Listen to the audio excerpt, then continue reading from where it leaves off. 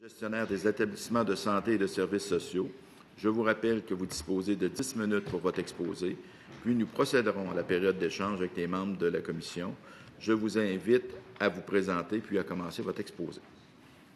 Oui, bonjour. Mon nom est Chantal Marchand. Je suis présidente directrice générale de l'Association des gestionnaires d'établissements de santé et des services sociaux. Éric Cardin, membre du CA et président de la GES locale du CIUS Mauricie-Centre du Québec.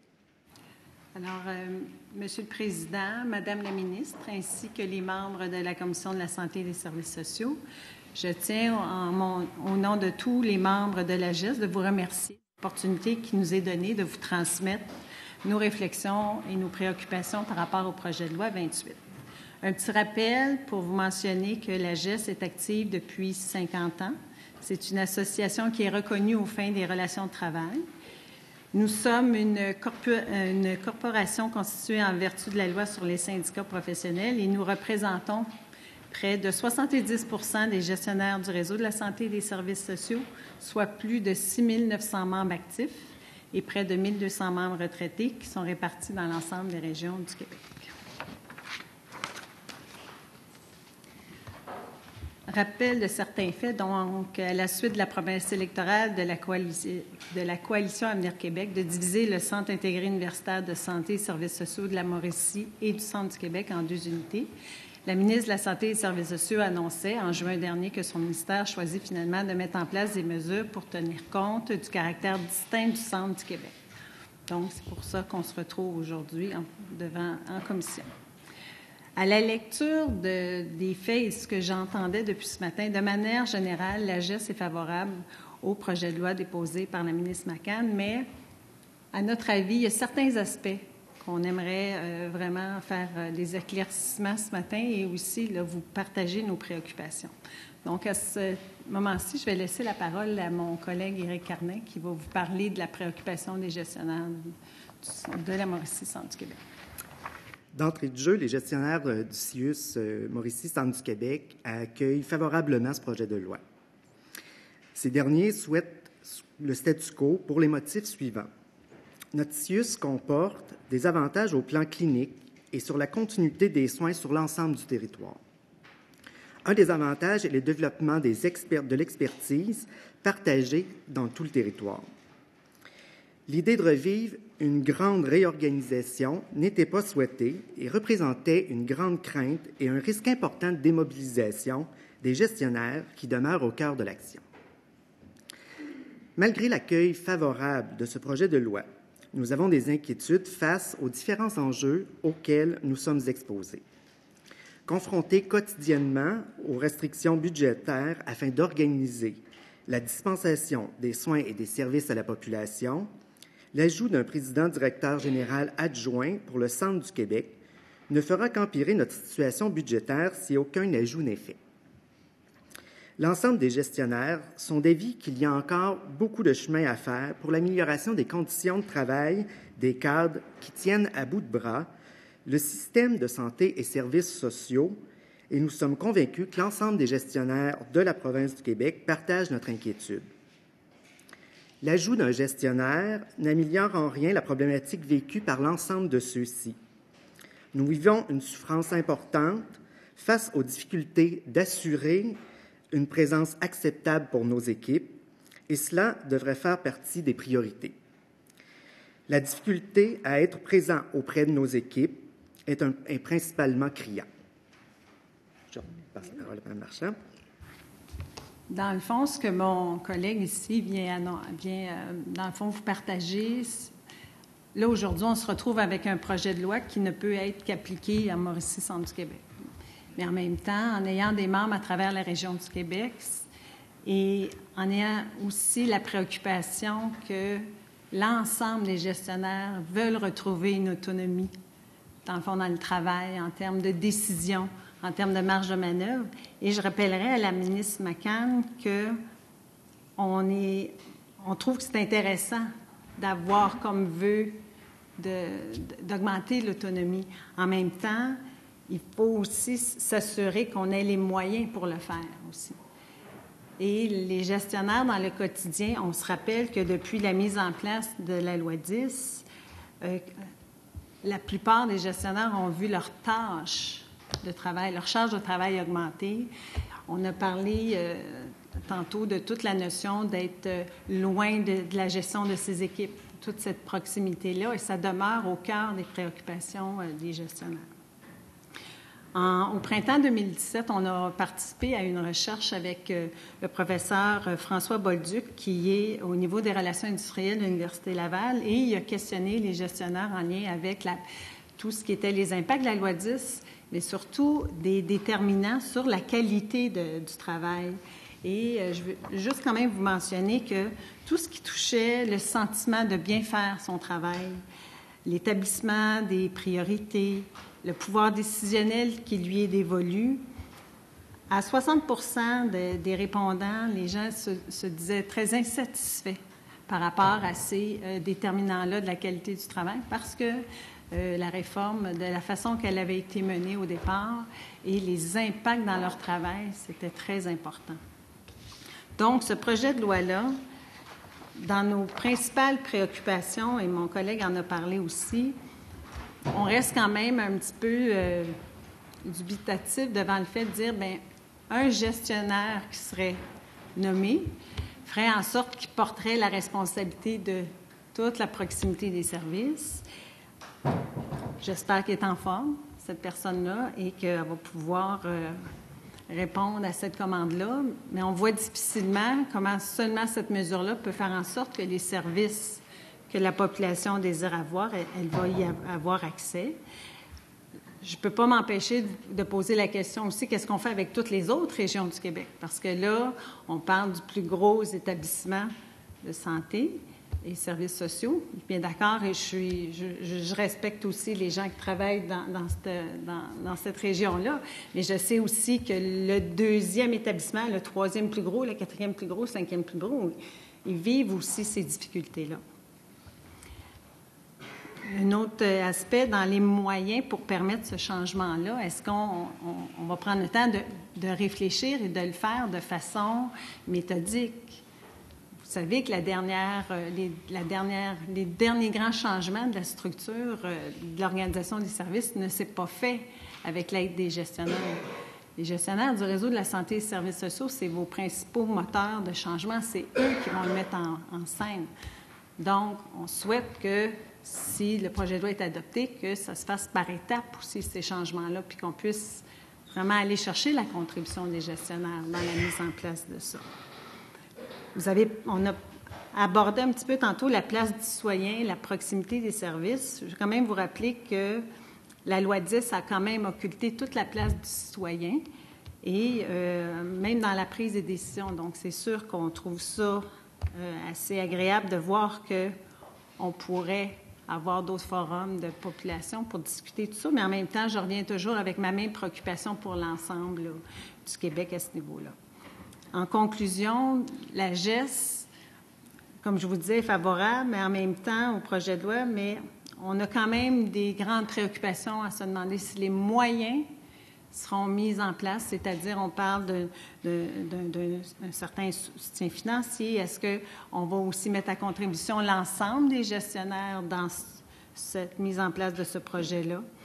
L'idée aussi de respecter les conditions de travail des gestionnaires à travers ça et surtout, si dans un avenir que ce projet de loi-là deviendrait un pas dans une région, puis qu'on vise vraiment à aller chercher dans le fond, développer une plus grande autonomie chez les gestionnaires, leur donner le moyen de faire ça, bien, moi, je tends la main à la ministre comme association dans le sens où on serait très, très ouvert à regarder, de faire des suivis de ces modalités-là, puis de s'assurer que ça puisse aussi se faire dans les autres régions du Québec pour l'ensemble des gestionnaires du réseau de la santé et des services sociaux qui ont à cœur, puis je vous le rappelle, ils ont à cœur de donner des services de qualité et surtout de mobiliser leurs équipes pour arriver à cet objectif-là.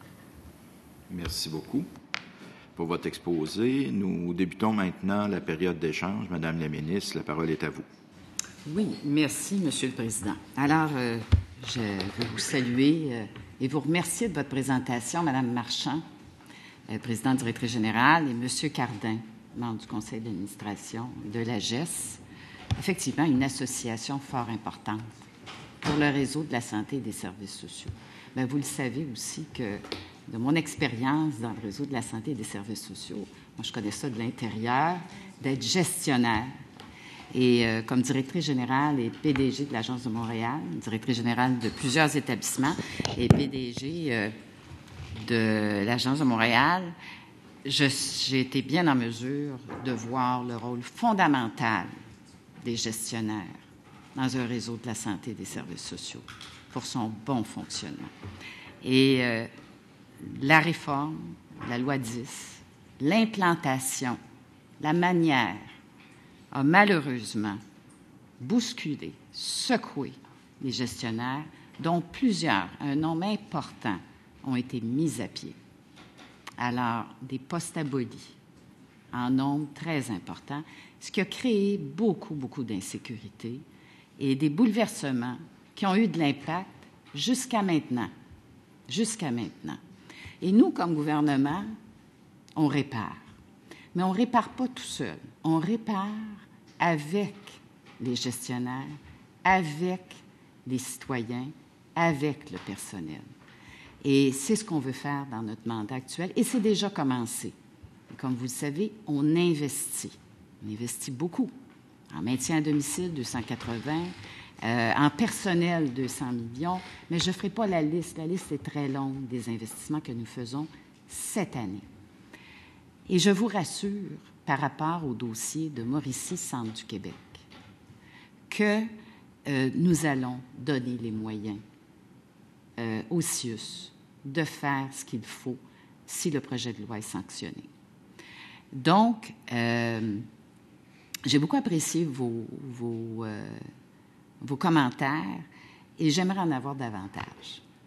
J'aimerais savoir de vous, concrètement, qu'est-ce que vous pensez qu'il faut faire pour renforcer ces services de gestion de proximité qui sont tellement fondamentaux pour nos citoyens et sur lesquels on travaille à pied d'œuvre actuellement avec toutes les équipes à travers le Québec.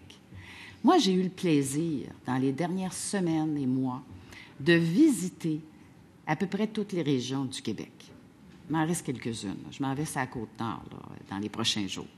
Mais j'ai visité des régions comme l'Outaouais, comme l'Abitibi-Témiscamingue, la Gaspésie, les îles de la Madeleine, là, Saguenay-Lac-Saint-Jean, j'en passe, je ne vais pas toutes les nommer, mais des grandes régions géographiques, là, comme celles que vous avez mentionnées. Et moi, je peux vous dire que les équipes sont à pied d'œuvre actuellement pour trouver des façons, justement, d'améliorer le contexte pour la population, les services pour la population, mais le contexte pour le personnel et les gestionnaires aussi. On a beaucoup de travail à faire dans ce sens-là. Mais je vous dirais, il y a des choses là, qui se pointent très intéressantes, concrètes, des modèles concrets, notamment en Outaouais, mais ailleurs aussi, où on développe vraiment des façons de gérer qui font en sorte que nos gestionnaires là, ont davantage les coups des franges. Parce que moi, je crois beaucoup aussi, excusez l'expression anglaise, au bottom-up, c'est-à-dire d'être alimenté par les gens terrain, les gestionnaires de premier niveau qui nous disent de quoi on a besoin. Et ce que j'ai vu dans les régions que j'ai visitées, c'est que on a un peu plus le vent dans les voiles là, dans la dernière année. On a stoppé un peu l'hémorragie, là. Et c'est pour ça qu'on ne veut pas faire une autre réforme de structure qui va encore déstabiliser pendant 2 ans, 3 ans. Moi, j'ai connu ça aussi. On ne peut plus se permettre ça. Là, il faut aider notre personnel. Il faut donner les services de proximité et les autres services à notre population. Alors, vous, comme représentant de l'association, qu'est-ce que vous pourriez nous dire concrètement en plus de votre présentation, qu'on peut faire pour supporter nos gestionnaires et nos services de proximité? Bien, écoutez, ce que je pourrais vous parler, je reprendrai peut-être l'image quand vous parliez qu'on a le vent dans les voiles depuis 1 an. On sent un certain vent, mais c'est que le bateau, il a besoin d'être solidifié un petit peu. Puis, vous parlez des investissements, puis on les voit dans certains secteurs du réseau de la santé et des services sociaux. Mais ce qui va être important de jamais oublier dans les investissements, c'est que pour arriver à donner des services de proximité, il faut avoir des gestionnaires pour les gérer, ces services-là. Et présentement, la charge de travail des gestionnaires, elle est importante.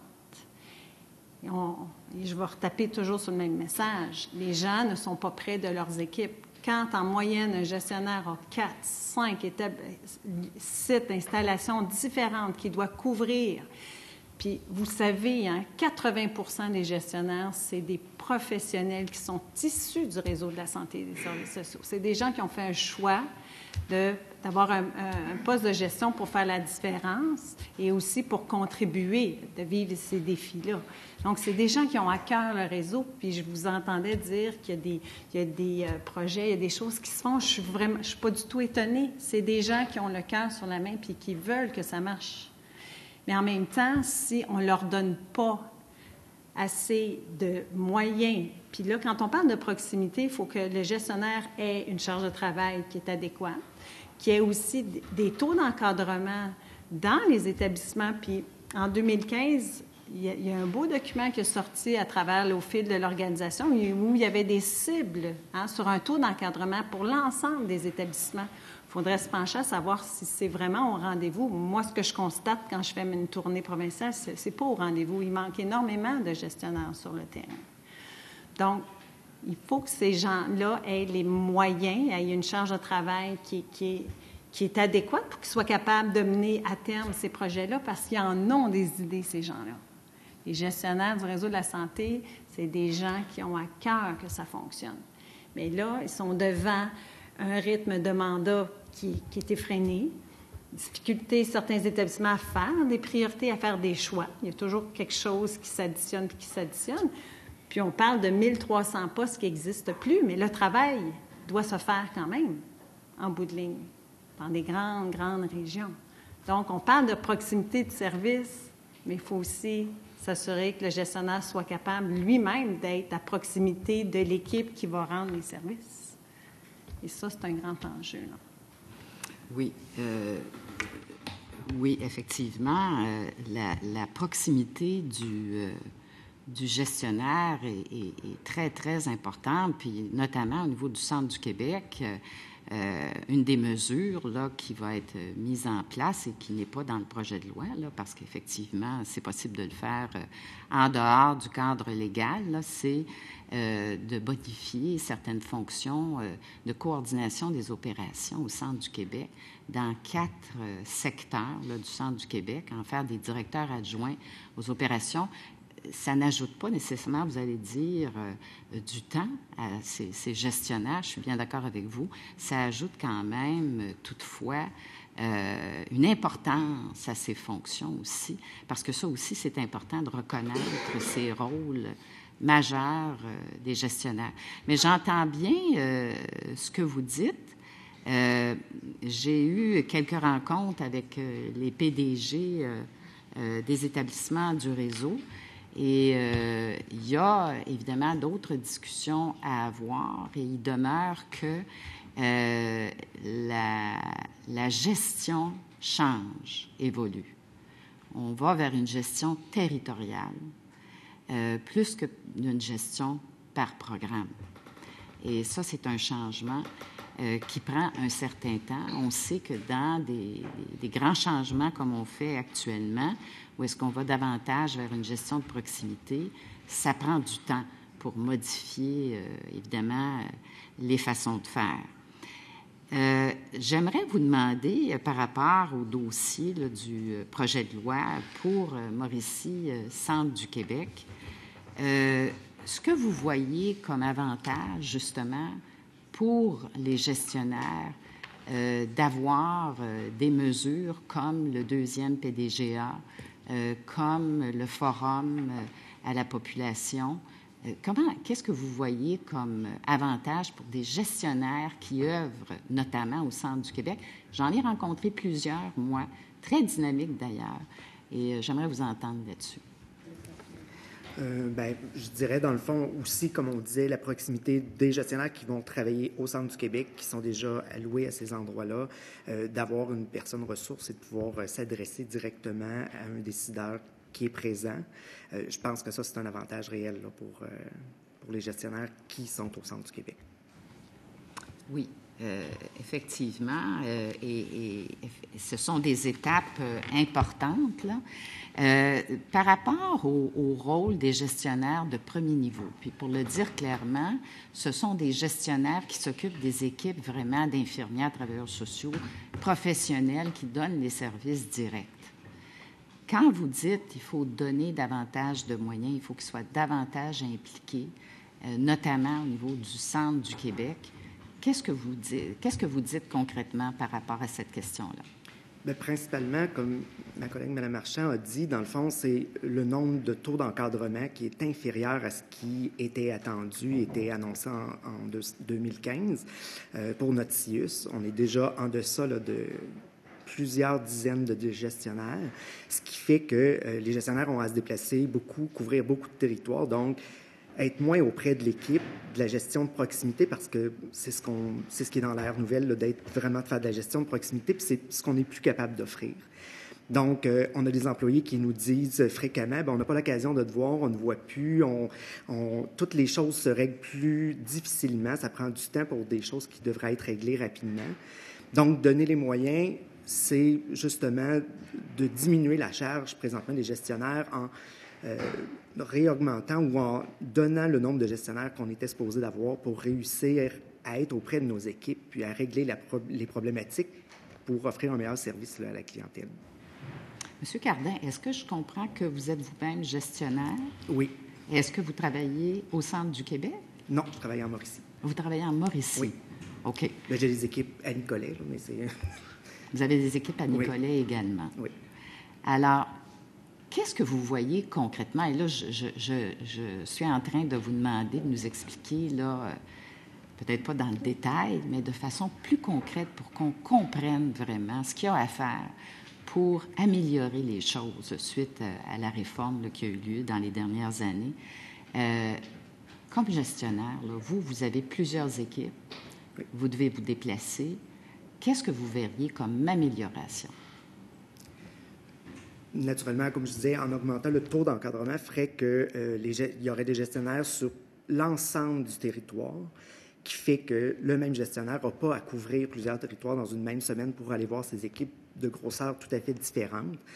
Donc, c'est beaucoup de temps qui est perdu dans le déplacement, dans lequel je considère qu'on n'est pas très productif, sinon que de faire les conversations téléphoniques en conduisant pour réussir à répondre à nos équipes, ce qui n'est pas tout à fait optimal. Donc, c'est l'idée d'augmenter le nombre de gestionnaires dans les différents territoires pour réussir à être présent puis à régler la problématique. D'accord. Est-ce qu'il y a d'autres stratégies, à part augmenter le nombre de gestionnaires, qui pourraient aider dans le sens qu'on travaille actuellement là, au niveau du projet de loi ou d'autres mesures qui ne sont pas dans le projet de loi pour améliorer au niveau notamment du Centre du Québec là, les services appuyés par les gestionnaires?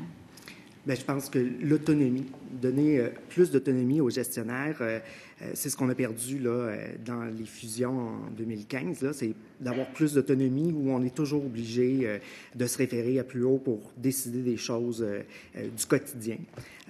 Donc, en nous donnant les marges de manœuvre, je pense que ça améliorerait grandement là, les services à la clientèle. En tout cas, on pourrait répondre plus rapidement. Oui, et c'est un commentaire que j'entends souvent. Et je me réfère encore au Centre du Québec parce que c'est un bel exemple de comment on peut travailler à décentraliser. Un gestionnaire qui est au Centre du Québec, mettons à Drummondville, là, quelle latitude additionnelle vous souhaiteriez que soit donnée à ce gestionnaire?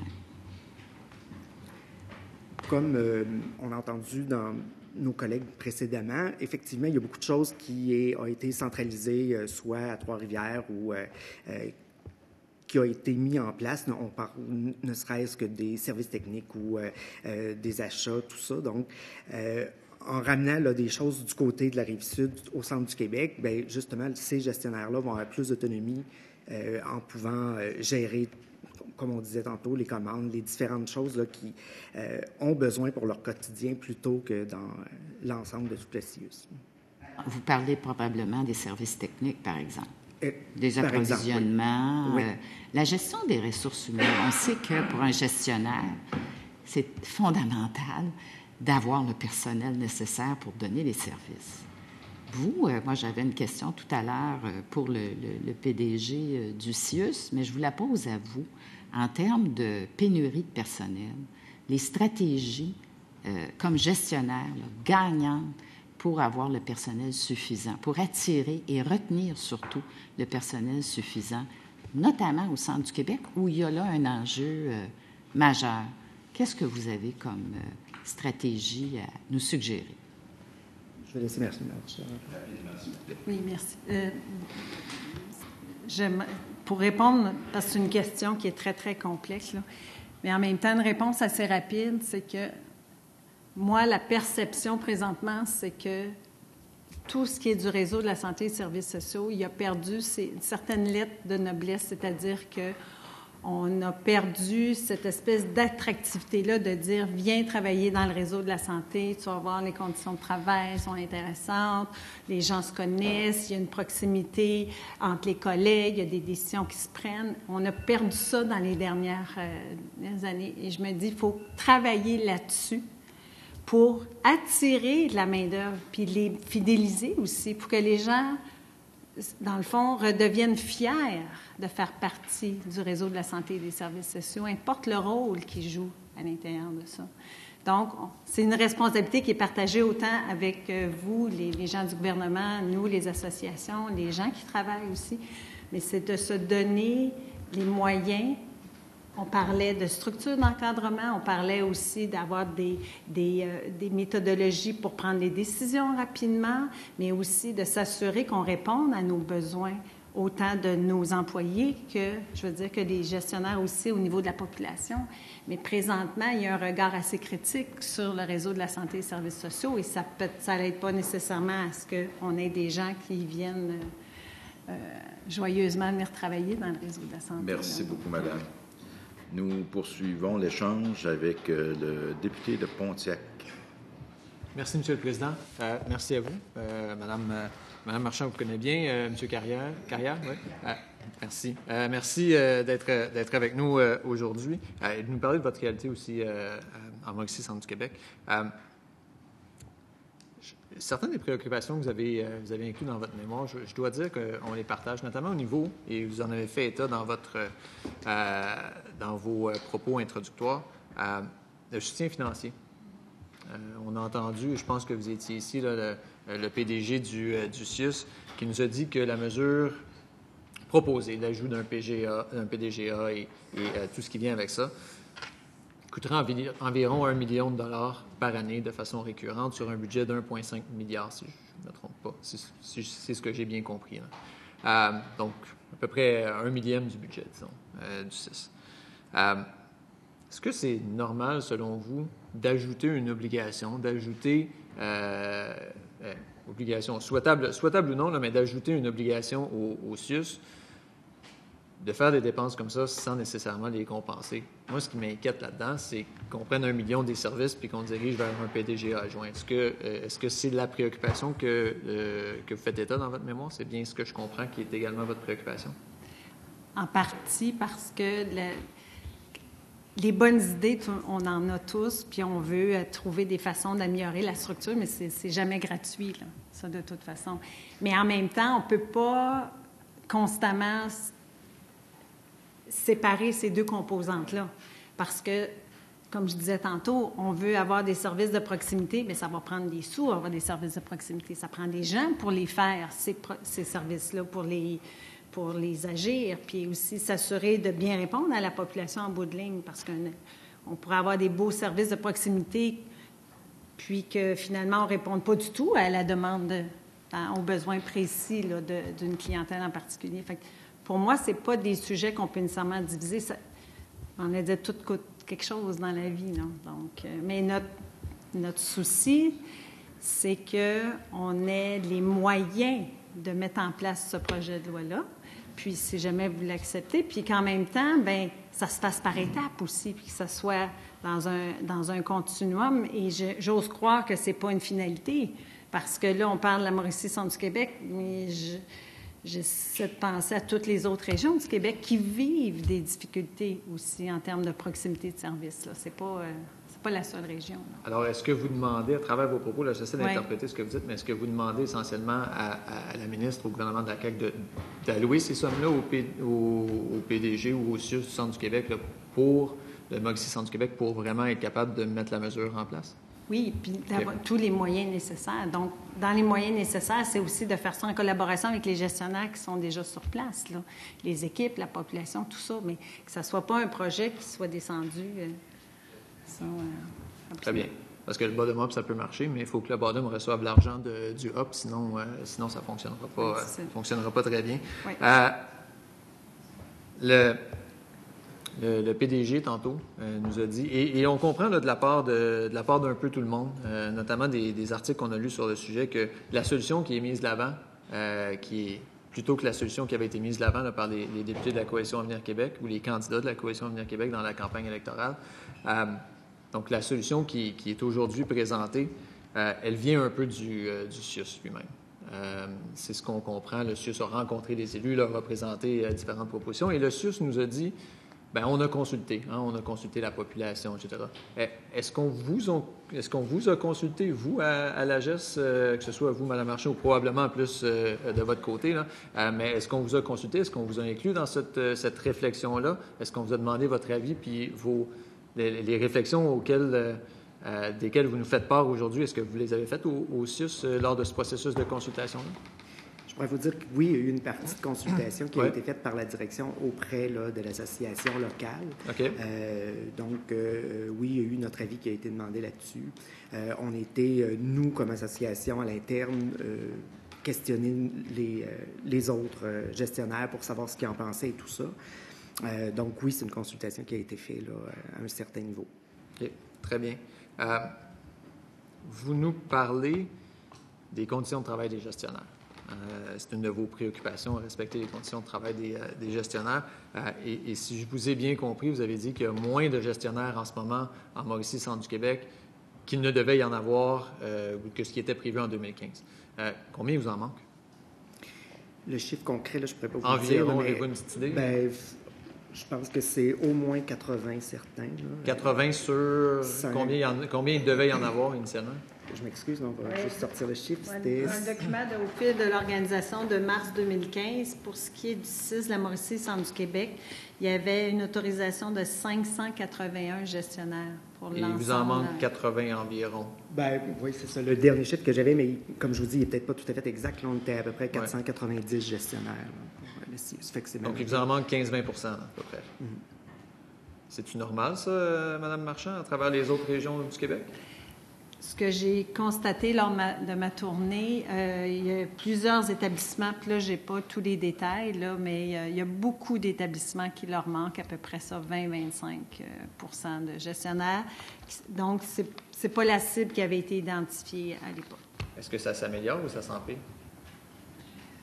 Là, ce que je vois, c'est qu'on voit des affichages. Mais là, je ne suis pas toujours, moi, à la fine précision à savoir est-ce que c'est un départ à la retraite, parce qu'on a aussi ce contexte-là présentement. Est-ce que c'est des départs à la retraite ou c'est justement un nouveau type de gestionnaire qui arrive?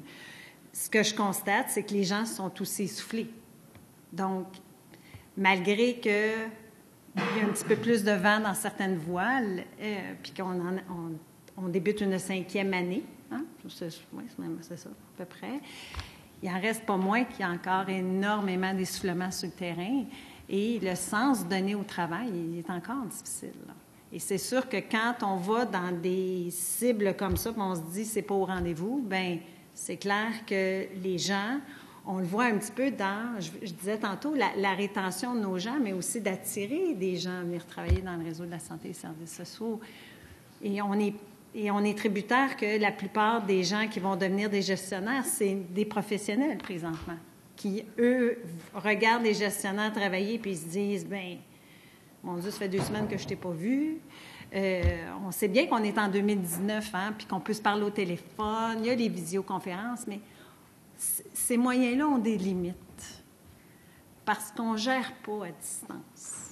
Il y a des choses qu'on peut dire à des employés au téléphone, mais il y a des choses qu'un gestionnaire se doit d'aller constater sur place pour surtout répondre à la qualité des services. La qualité des services, ça va passer, entre autres, par le gestionnaire. Et c'est lui qui a la responsabilité de s'assurer que c'est... Et c'est pas au téléphone qu'il va le savoir. Non. Donc, c'est tout ça. Fait que présentement, ce que je vois sur le terrain, comme je vous dis, je n'ai pas le détail de tous les chiffres, mais je sais que plusieurs établissements n'ont pas rencontré ces cibles-là qui avaient été identifiées à l'époque. Très bien. Mais si vous avez l'opportunité, Mme Marchand, j'aimerais ça un jour que vous me fassiez une mise à jour sur comment ça progresse. Si aujourd'hui on est à 20-25 pour utiliser ce que vous avez avancé, là, c'est de gestionnaires manquants, disons, dans le réseau, ce serait intéressant d'avoir ces chiffres-là. Oui. Et je comprends que la ministre pourrait nous les donner également parce qu'elle les a.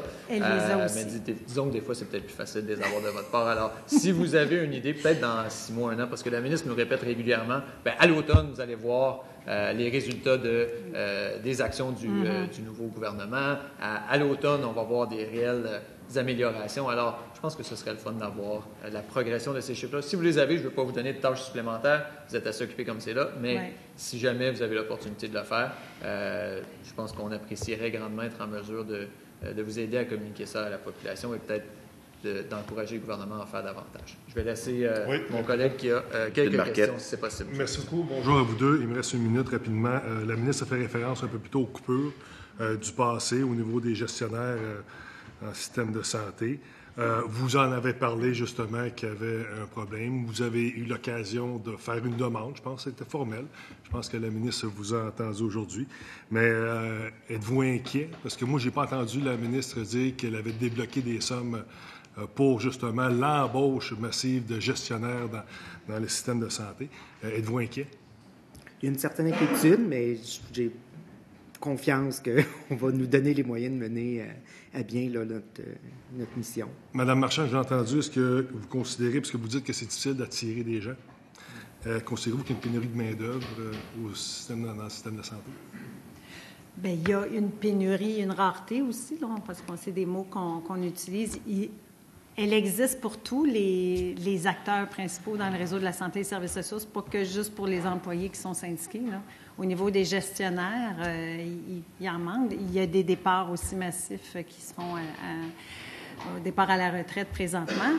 Et pour avoir déjà mentionné aussi que les intentions de départ à la retraite, moi, ce que je constate chez mes membres, c'est que les gens ont l'intention de partir un petit peu plus tôt, de même partir avec certaines pénalités, compte tenu du contexte dans lequel ils se retrouvent à travailler. Donc, c'est ça. Merci. Nous allons poursuivre avec le député de Jean Lesage. Merci beaucoup. On est dans une situation, j'ai l'impression, où on essaie on entend de votre part, puis aussi de d'autres acteurs du milieu de la santé, on veut plus d'autonomie. Certains disent aussi une plus grande décentralisation. Puis en même temps, on entend, là, il ne faut pas encore changer les structures. Fait que c'est complexe. Comment est-ce qu'on pourrait, au-delà de ce qui est proposé dans le projet de loi actuel, aller vers plus de décentralisation, plus d'autonomie pour les CIUS, selon vous, sans toucher aux structures? Parce que je vous pose une grande question, je suis désolée. Oui. Bien, moi, je suis d'avis que si minimalement, on peut continuer à travailler ensemble, parce que il faut que les gens qui sont au cœur du réseau de la santé et des services sociaux, ils ont des idées.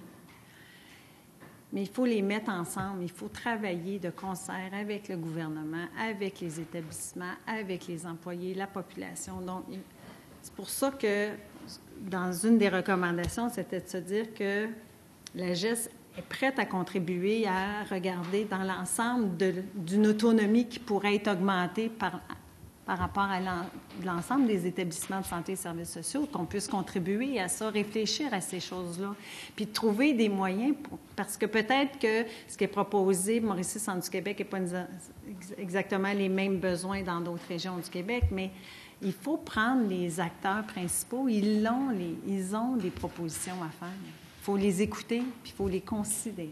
Donc, pour moi, oui, c'est une grande question, là, je sais. Mais je suis convaincue que de s'asseoir puis de regarder ces choses-là, puis de le faire étape par étape, de ne pas arriver avec... C'est clair que les gens ne voulaient pas, puis Éric l'a bien nommé, les gens ne voulaient pas tout un autre chambardement de structure, là. Mais oui, on peut améliorer la structure, par exemple. Est-ce que vous pensez que si les CIUS, par exemple, pouvaient choisir eux-mêmes le nombre de gestionnaires dont ils ont besoin et s'ils pouvaient choisir eux-mêmes les gestionnaires aussi, là, nommer leur PDG, est-ce que, selon vous, ce serait un pas dans la bonne direction? Est-ce que ce serait une bonne idée ou une fausse bonne idée? Donc là, vous mettez en équation que les établissements reçoivent aussi les ressources financières du gouvernement. Ouais. Là. Donc, il y aurait j'imagine, un paquet de discussions qui se ferait là. Et présentement, la loi 10 a amené quand même que certains titres de gestionnaires étaient déterminés par le ministère. Là. Mais c'est resté quand même que ce soit PDG, PDGA. Là. Pour le reste des choses, c'est les établissements qui choisissent leurs gestionnaires. Nous terminons avec le député des Îles-de-la-Madeleine. À vous. Merci, Monsieur le Président.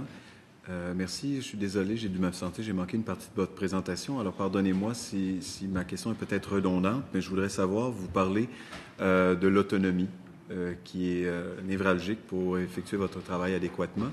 En quoi est-ce que le projet de loi ici vous donne davantage d'autonomie? Bien, c'est un petit peu on sait que c'est l'objectif qui est visé. Alors là, les éléments qu'on a présentement qui étaient décrits dans certaines mesures, l'ajout d'un PDGA, un forum de population. Et là, notre questionnement, c'est à savoir, est-ce qu'on peut penser à d'autres mesures qui pourraient être ajoutées effectivement? Parce que là, une personne qu'on ajoute dans une structure ne pourra pas automatiquement donner toute l'autonomie. Donc, c'est un petit peu les discussions qu'on voulait avoir, les éclaircissements. C'est ça. Vous posez la question, on la lit, mais vous n'avez pas de réponse. Donc, vous n'avez pas actuellement d'assurance que cette mesure-là, ce projet de loi qui va être promulgué par l'Assemblée nationale, règle une partie des problèmes au quotidien pour vous. Ça ne sera pas magique. Ça, c'est clair. Ce qu'on peut en comprendre, c'est un pas vers... c'est un début. Maintenant, vous avez la chance d'avoir un projet de loi juste pour vous. Est-ce que, pour vous, c'est votre secteur, et là, vous dites, on a hâte de participer à un comité qui va redonner davantage d'autonomie. Mm-hmm. Moi, je vous invite à réfléchir d'ici à ce qu'on commence à regarder article par article.